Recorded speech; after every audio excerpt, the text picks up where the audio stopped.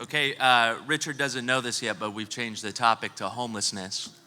So we're going to go ahead and get started now. Is that something really exciting. Is that us? Well, I don't know. We could be.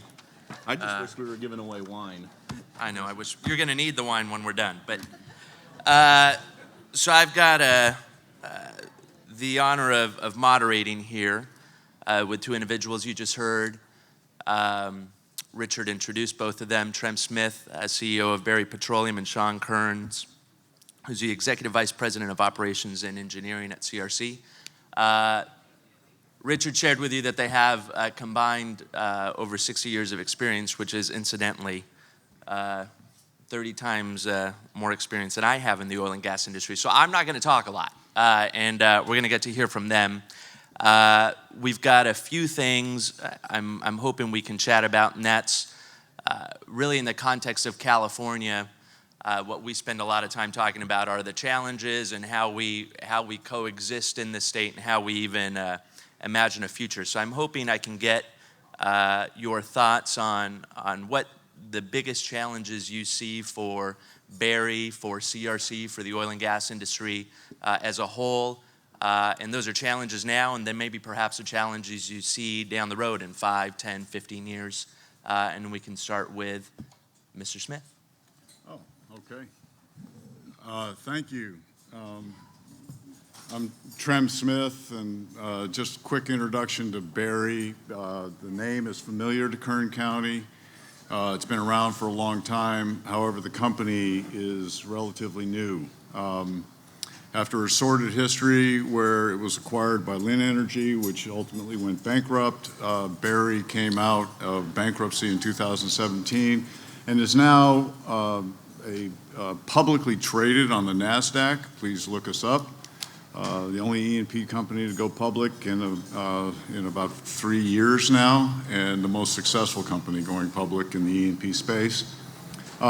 With that said, 94% of our production comes out of Kern County. Okay, so we are the California production. We also operate in Utah and Colorado. However, our value is here in Kern County, and we love Kern County. Okay, so just as a common theme with the renewables, just want to make that very clear. Now the challenges.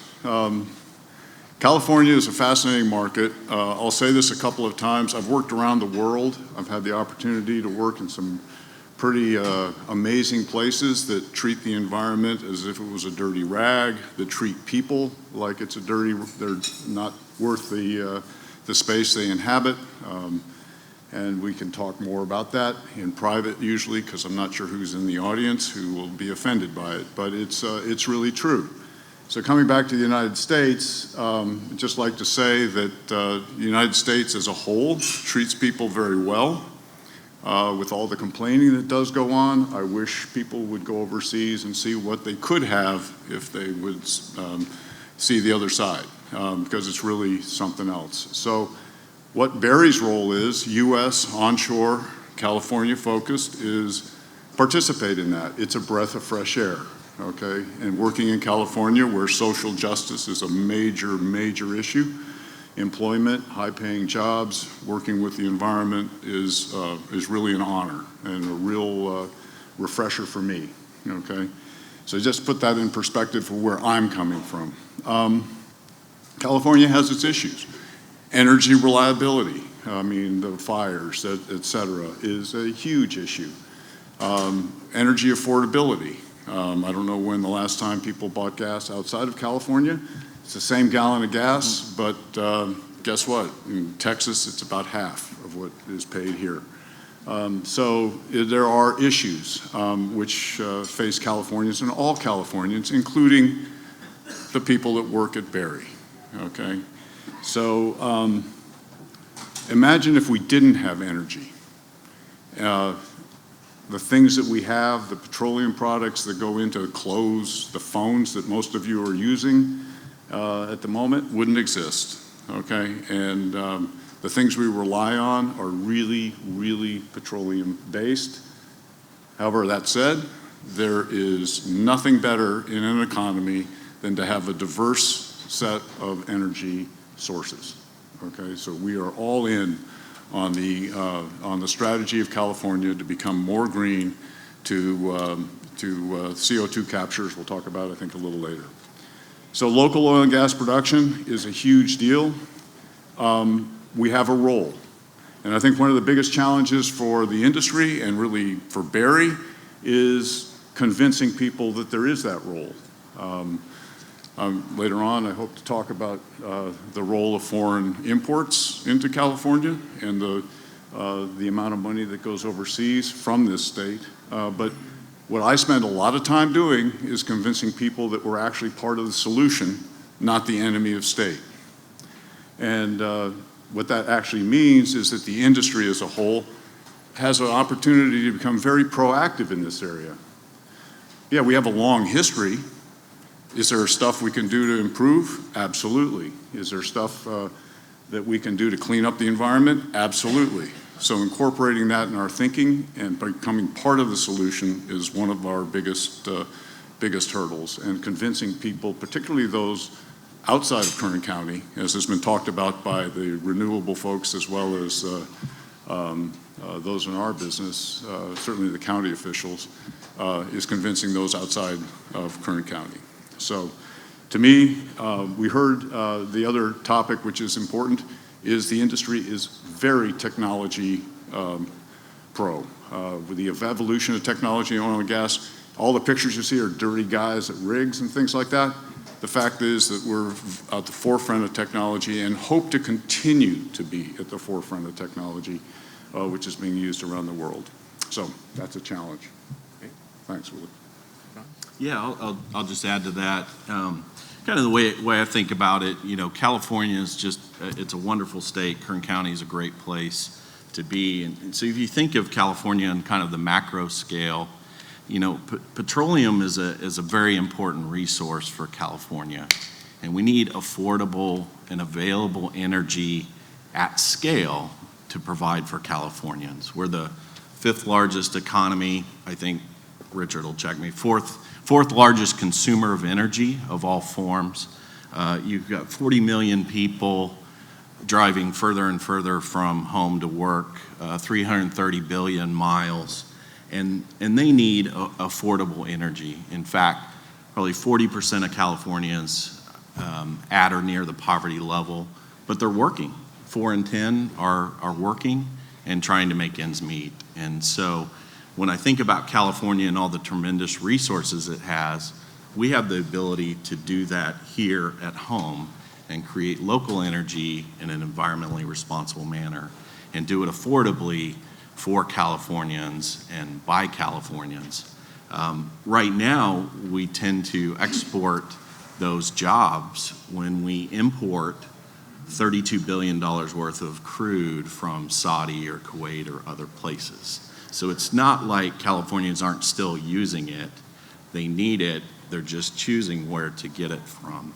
And we believe that California is a great place to get it from. And it is part of the transition to a lot of the technologies that you're going to hear today. You can't build windmills, you can't build cranes without leveraging your current energy source. And so we think that the oil industry is part of the solution to evolving the energy resource. Like Lorelei showed, you know, the wooden derricks. The wooden derricks didn't disappear because somebody demonized them or legislated against them. They disappeared because the men and women that worked in that industry created a better way to build a resource to get oil and gas out of the ground. And that's what our companies are doing here today. We're doing it quite a bit in California, Kern County. Great. So you both touched on this, and that is, you know, one, the demand and the need is still there in California. And two, there's a trade-off. I think a lot of folks argue for, when you spend time in the Bay Area or in LA, where we're fighting a lot of challenges, that those foreign imports are preferred to what we're doing here locally in California. And it's my understanding that while the need remains the same, we've quintupled foreign imports in the last 2 decades. So it's not as if we're phasing out oil and gas production. We're just, as you said, Shawn, trading the investment and the dollars to other countries. Why do you think local production is so much better? What sets us apart? How do we do it differently? Why is it so important that it stays here in California? Yeah, I think a lot of it is probably a misunderstanding of a complex technology and what is really behind energy. I think people here in Kern County, certainly people in this room, understand where their daily energy comes from. Other parts of the state, maybe it just comes from a switch on the wall. You turn it on, it works. Most of the time it works. There's certain times it doesn't work.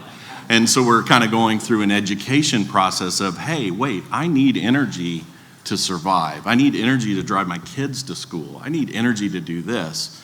And what we've failed to do as probably an industry is get out, build those coalitions, and really have more outreach to people to explain what we do.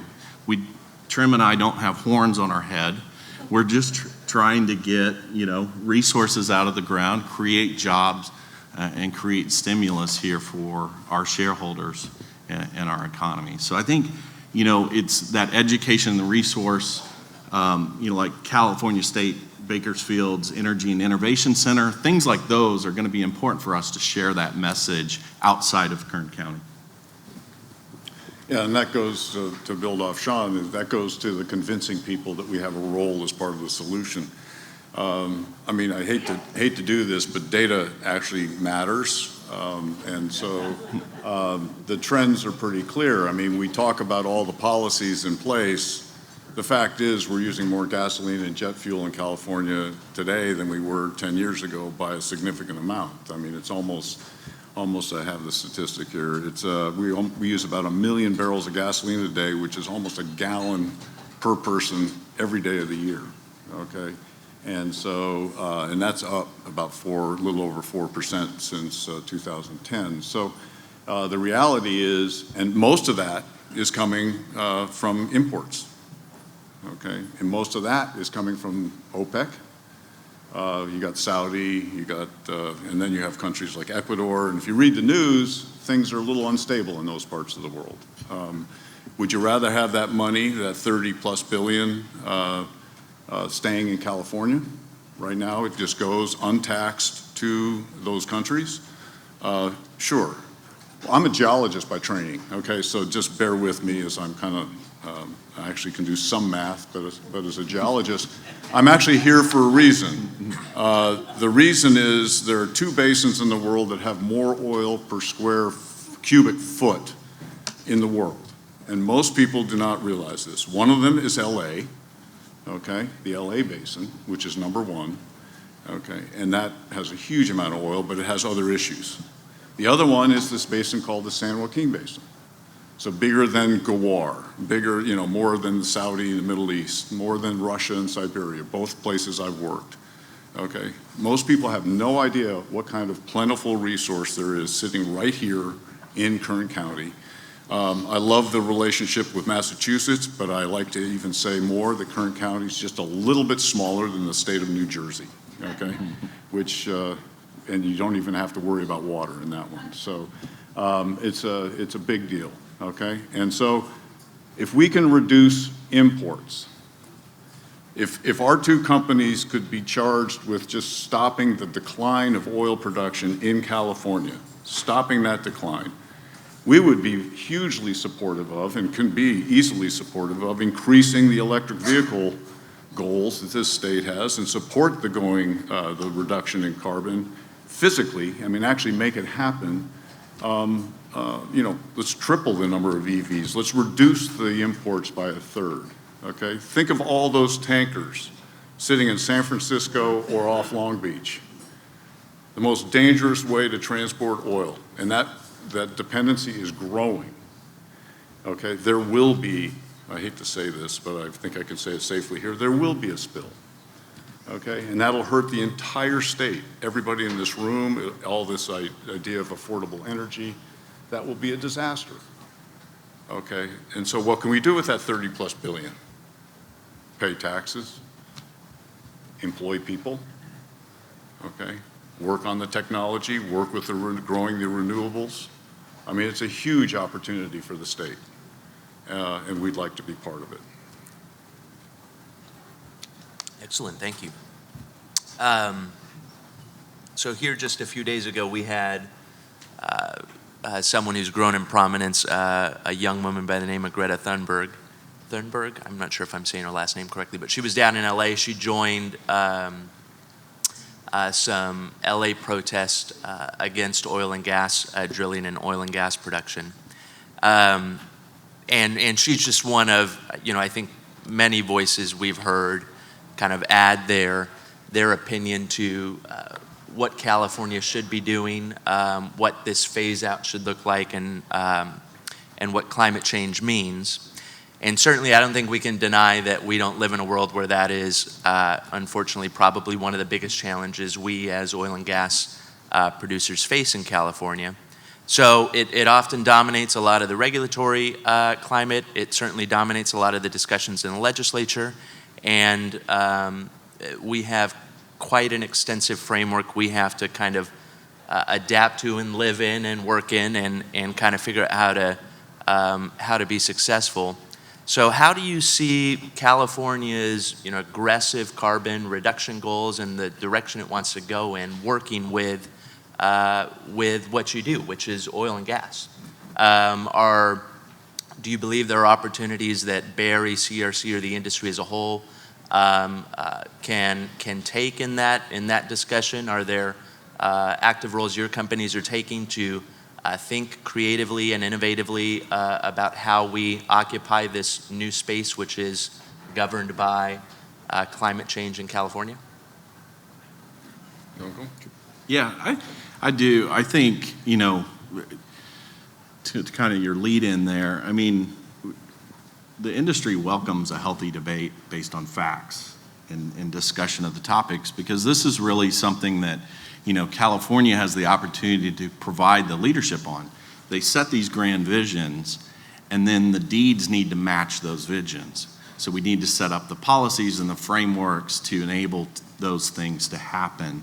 And so that's kind of the current mismatch, is that I believe there can be bold challenges and that people can rise to meet those goals. But you do that by creating a can-do atmosphere, or something to where it facilitates work being done.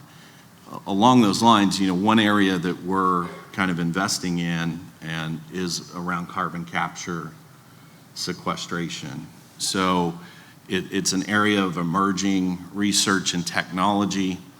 It's perfectly suitable that overlays on top of our existing operations. We recently received a Department of Energy grant to do some engineering studies, kind of leading in that bringing money into Kern County. And we believe this is a great technology going forward. And so it can be additive, so you can still accomplish your way to these goals by being additive rather than subtractive. So you can't keep it in the ground and expect to innovate and bring new ideas.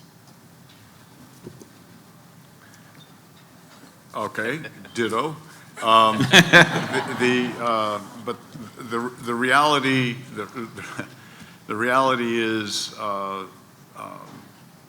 I'm a huge fan of actually working on things that have a chance of success. Okay, so the idea on CO2 has been around for a very long time. Okay, we talk about it today like it's a brand new concept. We've worked on that in the Gulf of Mexico. We've worked on it in the Permian, believe it or not. It breaks my heart today to see what's going on in the Permian in terms of gas flaring. Totally unnecessary, and it'll damage the industry's reputation. It goes to a large part about what Shawn and I talk about fairly regularly, is let's not it's self-inflicted wounds for the industry.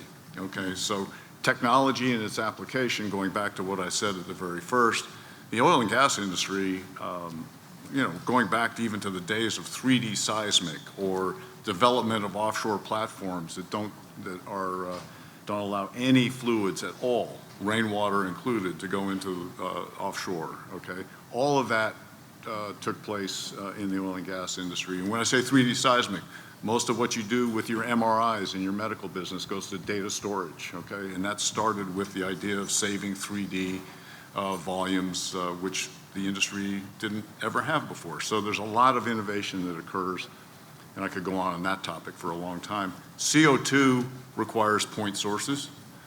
Barry is looking very hard at cogeneration plants that we have in terms of can we capture the CO2? And then we're all very good at injecting things. I mean, we're the experts in putting things into the ground. So I'm not worried about that part of it as much. But the capture, it's a very, you don't want to do something that doesn't have any impact. So understanding the scope and working it is extremely important.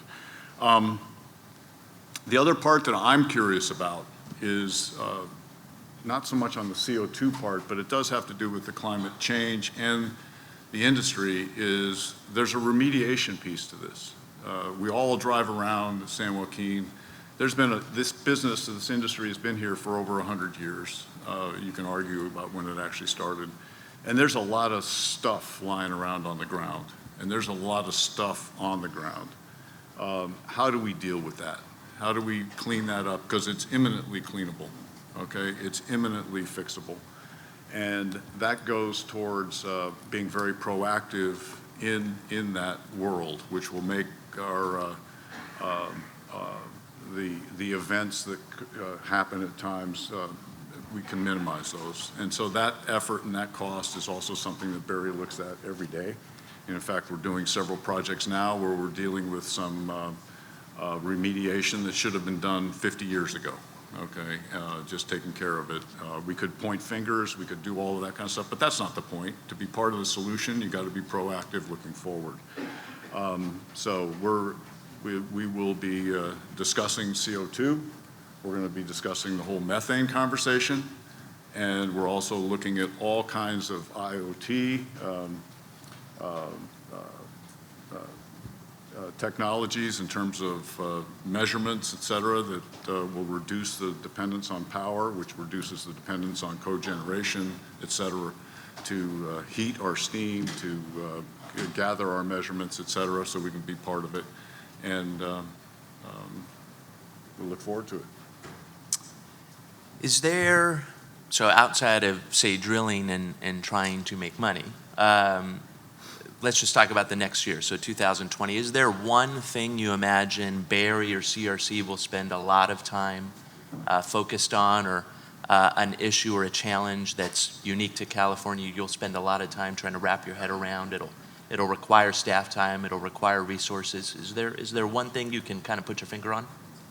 You know, I think it's really communication and education, and it's really shining a light on what we do here as a responsible industry, and sharing that experience throughout California or other communities that don't have that day-to-day contact with what we do. I'll say it's can I do two things? Yes, you may. Okay. I'll say it's the credible communication of that. I mean, there's a lot of verbiage out there on every industry, by the way, not just oil and gas, but oil and gas is particularly bad at this historically, of convincing people credibly what we do, okay? For whatever reason, historically, the industry tends to keep things tightly controlled, okay? And the sharing of information in a credible way that is data-driven without teaching, okay? So working with coalitions, building coalitions, convincing people there's a role. We know there's a role. It's just communicating that in an effective way. Messaging is something that really we spend a lot of time on, and I know CRC does the same thing. So that's one. And then the other one specifically with Barry is looking very hard at the environmental and technology kind of world. It's a very different business that for us. It's done elsewhere in the world, and it's done in the United States. It just isn't done necessarily to the level it might be done in California. And how do you do the remediation? How do you deal with all the abandonments that are required and do it in a respectful and effective way. And so we spend a lot of time on that as well. And we'll do that for the next year because it's not a trivial task. Understood. Thank you very much. Well, that truthfully finishes the questions I had, and I still see 5 minutes ticking down. Do you guys have any final thoughts? Or, I'd like to think that at least as Kern County, we're a family and certainly kind of all in this together in trying to help this industry survive. And I think everyone in this room, can be considered an ambassador wherever they go for those things that are unique to this community, like oil and gas. Is there anything you might charge them with, or a request you might make of them? Thanksgiving's coming up. They can sit at the table and have an argument with family if they want. Perhaps there's a little factoid or something you want to share with them here before we finish? Yeah, I would just say in closing, we are fortunate. California is blessed with an abundance of resources. And we have the ability as a state and as a county to turn those resources into affordable energy that's helping Californians survive. And so, it's those conversations that we need to be having about, what does that do when you have affordable energy, and how important is that? And it's something that we take for granted. So it's, food, water, energy, those are all important things to everyone. That's what binds everybody. What do you think, Trem? Of course, I agree with that. And I would say that healthy debate around the Thanksgiving dinner table is a very good thing. I'm not a big fan of saying polarization is a good thing. There's a lot of polarization out there. I think there's a real partnership here that, again, I'll get back to credible messaging, okay, and working with the regulators. We're making an effort, I hope it succeeds, of being very proactive with the regulators and the politicians in Sacramento. We have a much, doesn't mean we're not managing the relationships here in Bakersfield, because we can't take that for granted, but it's a very important piece. And I don't know if we'll be successful, but I certainly hope so. And Barry, as a public company, we have a lot of, the number one question I get, okay, and I spend a lot of time, there's good things and bad things about being public. One of the things that's really bad is all the frigging paperwork, okay? And there's a lot, okay? And there are only two public companies that produce oil and gas dominantly from California. And the two of them are up here at the table today. And we are highly visible to California as a result. And the number one question that we get, and it wouldn't surprise me if it wasn't what Shawn and Todd get at CRC, is, well, California, it's an awful place to do business. The rest of the country has a very different perception of California than the energy in this room, okay? And if you read the newspapers, local newspapers, it's a fascinating discrepancy between what's actually happening in Kern County and what's actually viewed as what's happening in California by the rest of the country, okay? And my answer is, we work as a partnership. We work as a coalition. And it's a very fragile thing. It could go south, it could go in a bad way very quickly, I think. But if you actually keep the emotion aside, have a credible set of messages, work as a partnership, as part of the solution, okay, we have an opportunity, because there's huge value here. I'll go back to the geology. There's more energy per cubic foot in this basin than almost any place on the planet. And why not credibly and respectfully use it to the benefit of Californians, including those in this room in Kern County, okay? What happens if you had the cheapest gas in California? How about that, all right? So, all right. Excellent. Well, thank you both. Thank you, Trem. Thank you, Shawn. Thank you all for your attention. Thank you.